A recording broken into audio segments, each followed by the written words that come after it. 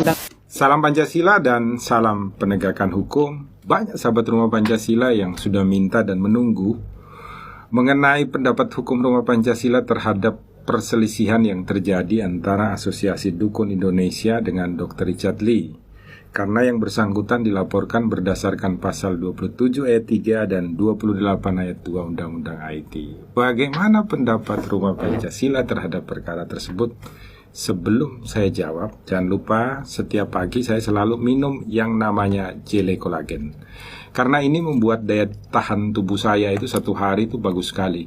Jadi ketika saya beraktivitas di pengadilan, menerima tamu, turun ke jalan dan lain sebagainya, saya dapat bertahan kuat sepanjang hari karena minum jelly kolagen. Anda dapat membelinya di seluruh Indomaret di Indonesia. Maka sebelum saya jawab, saya minum dulu sedikit, biar menerangkan cara bagaimana saya berbicara dan berpikir kepada kita semua.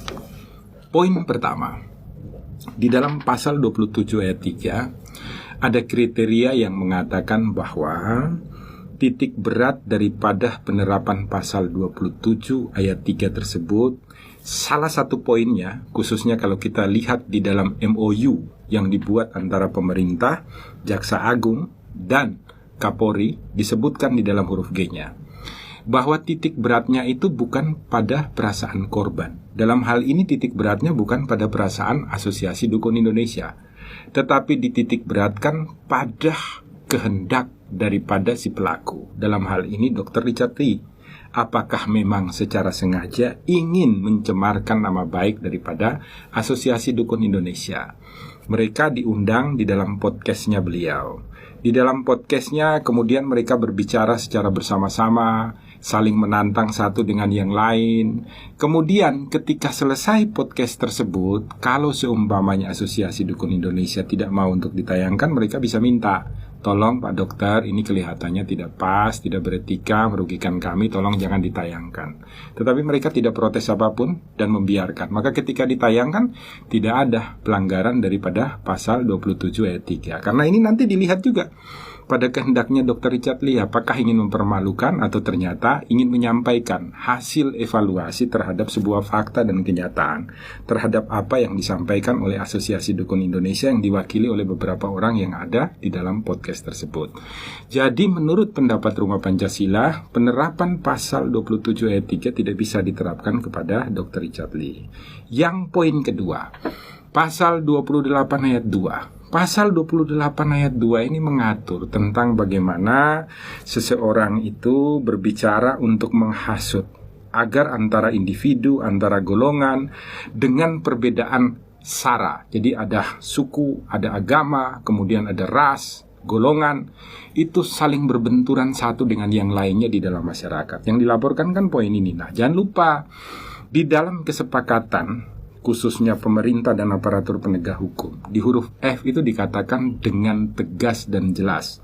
Pertama, yang disampaikan itu apabila berupa sebuah pendapat, berupa sebuah ketidaksukaan atau ketidaksetujuan terhadap sekelompok individu, golongan atau masyarakat, itu tidak termasuk di dalam kriteria yang dimaksud pasal 28 ayat 2. Jadi ketika saya atau siapapun termasuk Dr. Richard Lee menyampaikan pendapat, di mana pendapat itu ada rasa tidak suka, rasa tidak setuju terhadap contoh Asosiasi Dukun Indonesia, maka itu tidak dapat dikategorikan pasal 22 ayat 2. Kecuali, di sana dikatakan kecuali yang disampaikan itu dalam rangka untuk menghasut, mengajak agar antara masyarakat dan golongan tersebut terjadi sebuah adu domba di dalam masyarakat, timbul rasa kebencian, permusuhan di dalam masyarakat.